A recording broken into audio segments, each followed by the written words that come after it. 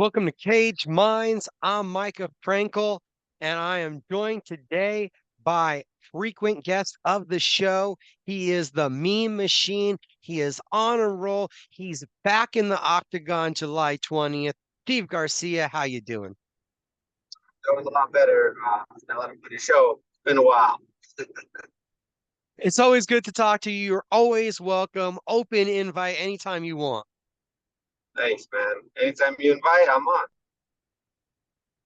We're catching you on the road. Looks like you're hard at work with the dad life right now, but how's the fight life?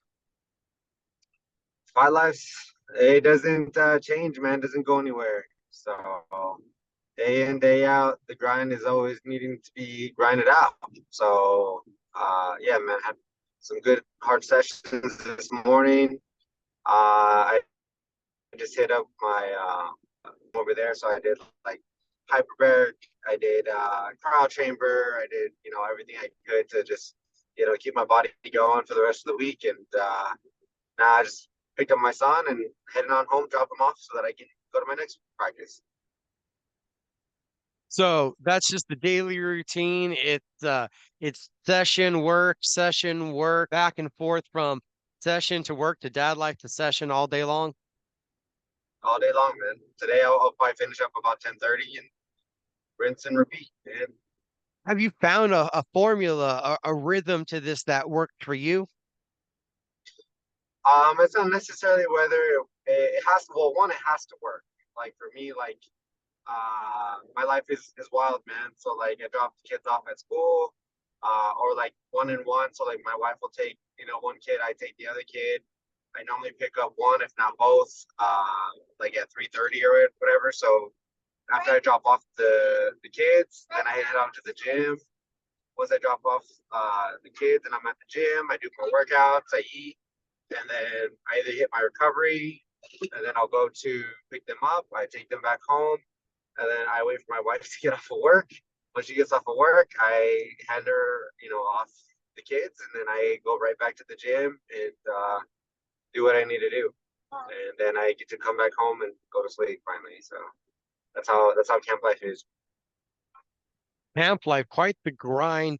It's rough, and then like when I'm uh kind of like in between fights and stuff like that, I'm able to work for a few hours after training before I go get the kids. So yeah, man, my life's chaos, but that's why I thrive in it.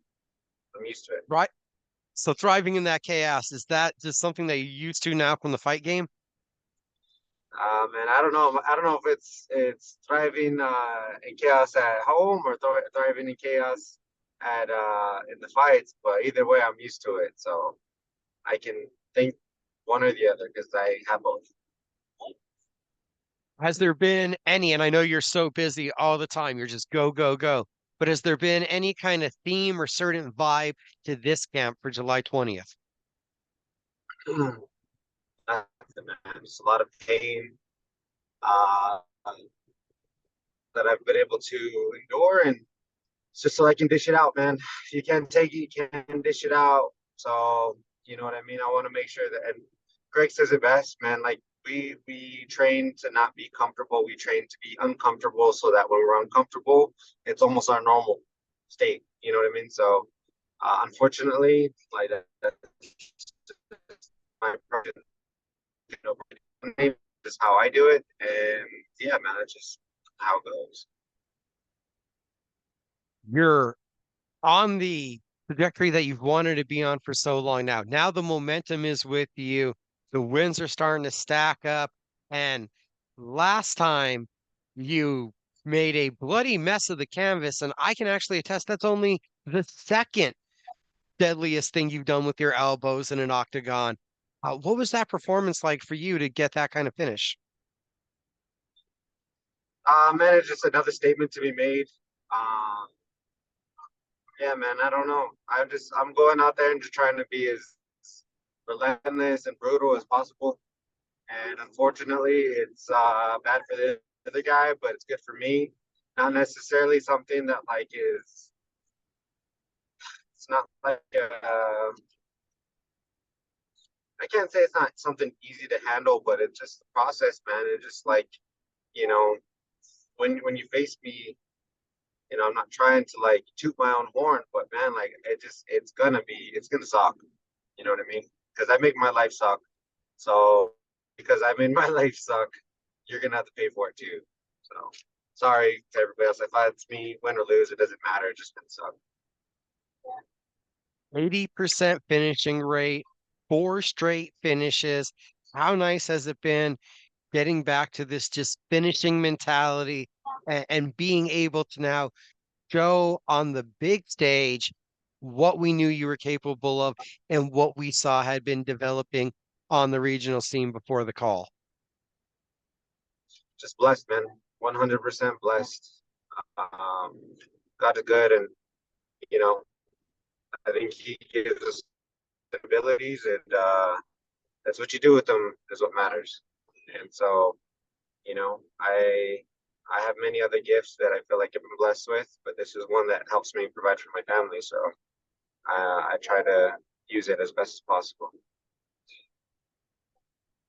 Has the outlook on MMA and your goals changed in that trajectory where you said this is now a blessing that you're able to use to feed your family? I feel at one point it was also a desire and an urge within you to compete and to just get out there and fight.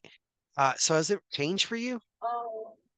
Goal's always been to get to climb to climb the ladder and get to the top. That's always been the goal. You know what I mean?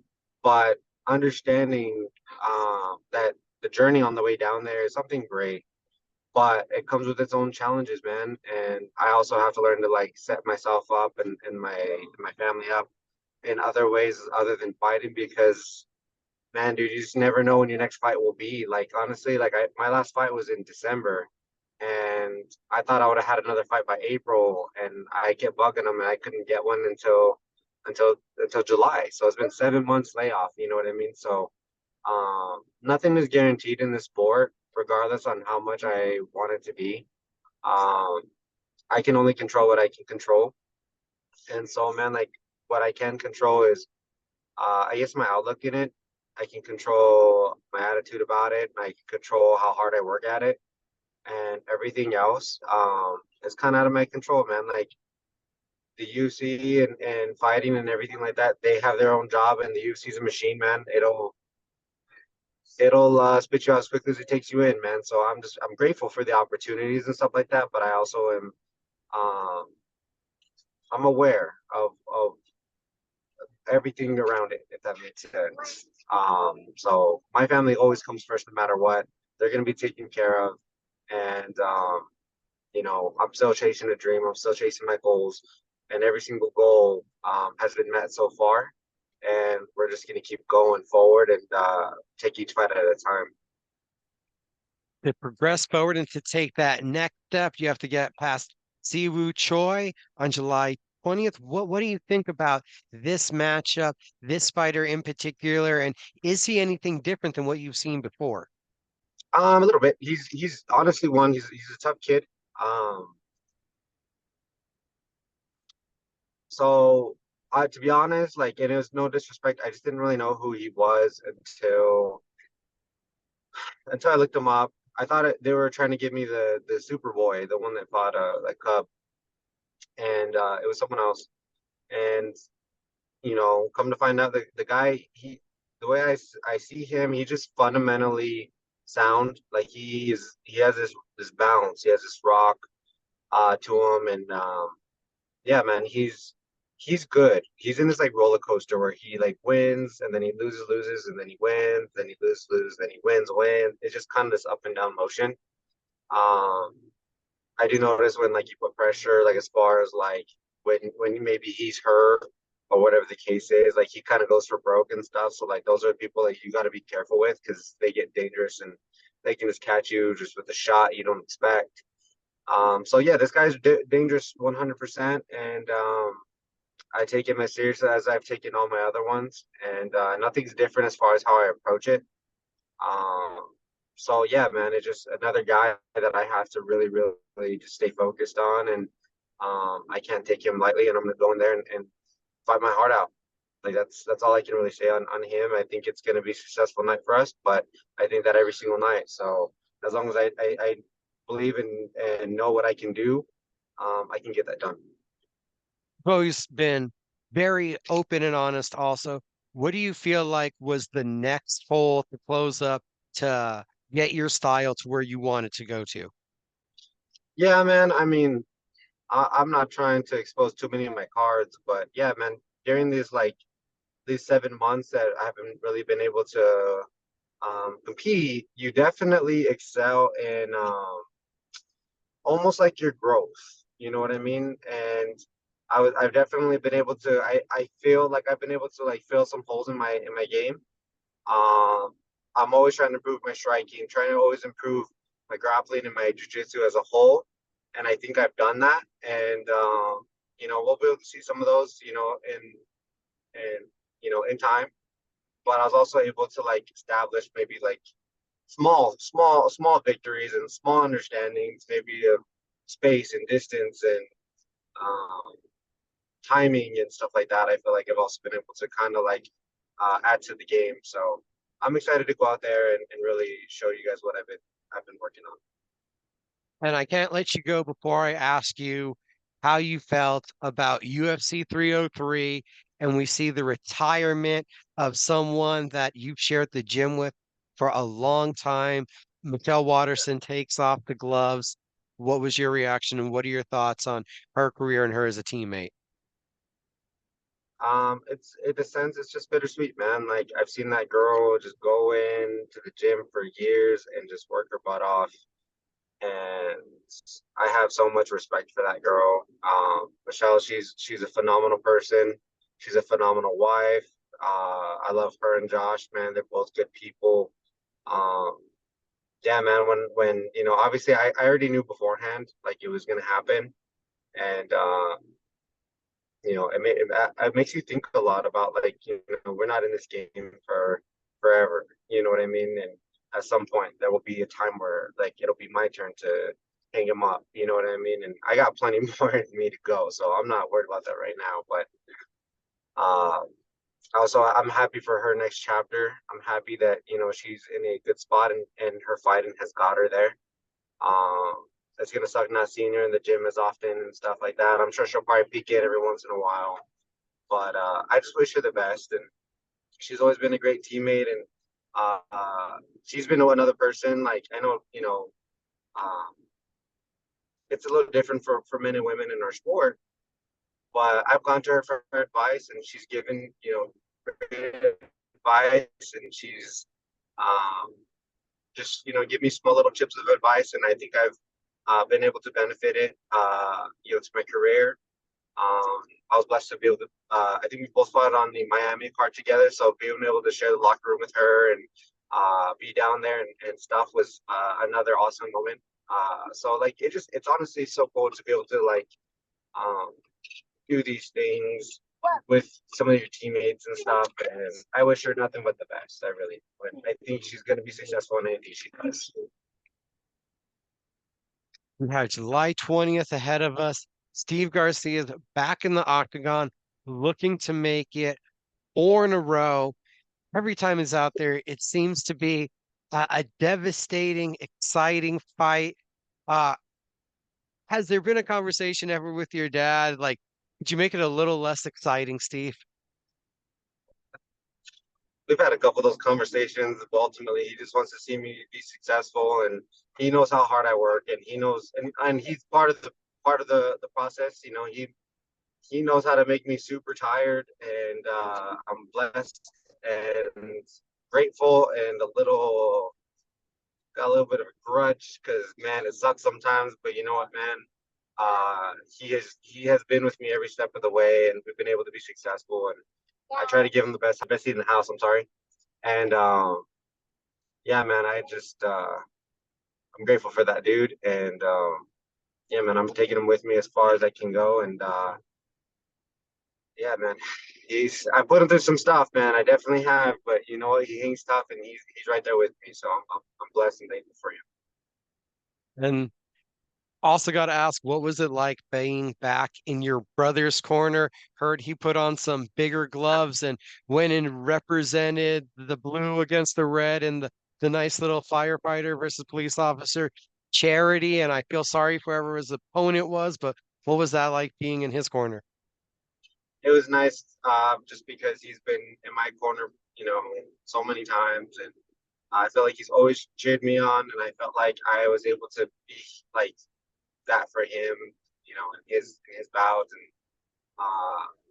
I told him, I was like, I don't care if it's 1 minute rounds, I don't care what it is. I was like, we're gonna train hard, and I was like, I know how good you are, and it 100% showed. I mean, he tore it up. He did so good. He got like several standing gates within, four 1 minute rounds. You know what I mean? They finally called it in that fourth round where, he got the finish.